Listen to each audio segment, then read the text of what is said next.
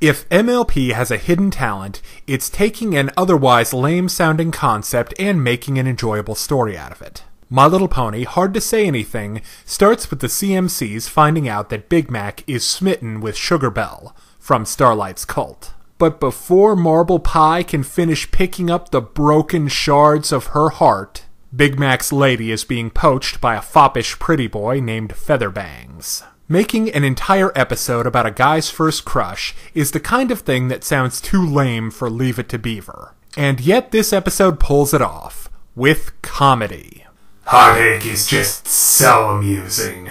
Romeo and Juliet is truly Shakespeare's finest comedy. No, not a comedy. Oh, come now, Private, how can you not laugh aloud at that ending?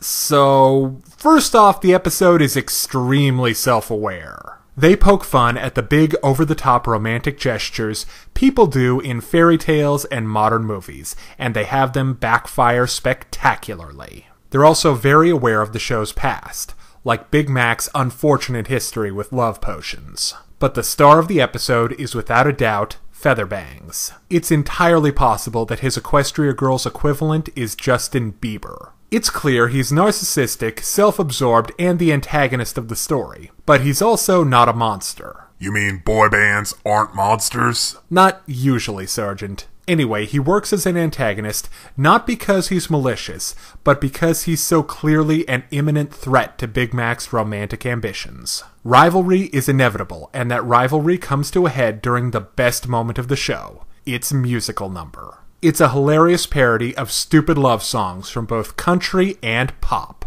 I really liked how as the song went on, the lyrics made less and less sense. For her part, Sugar Belle is good enough. She's equally annoyed by both Featherbangs and Big Mac. Yeah, let's face it, they both suck. Beyond that, Sugar Belle's not much of an entity in the story. The only other highlight for her was being patiently annoyed with Scootaloo. Understandable. True that, the CMCs are pulling all the bad baggage during Hard to Say Anything. I think it's all down to them not being very funny, especially in the first 5 or so minutes of the episode.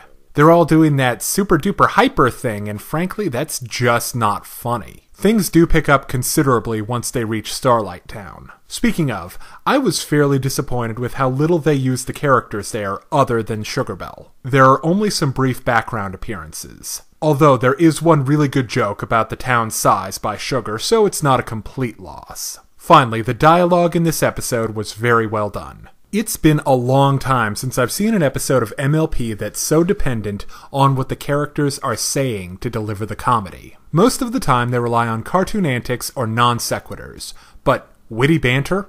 Well done, episode. Okay, now it's time to break down the good and the bad in My Little Pony, It's Hard to Say Anything. On the good side, the episode has a great sense of humor, smart witty dialogue, the best song of the season so far, and a star in the form of Featherbangs. On the downside, the CMCs are just not very funny, and the characters of Starlight Town are underutilized. So I give My Little Pony, It's Hard to Say Anything, a 4 out of 5.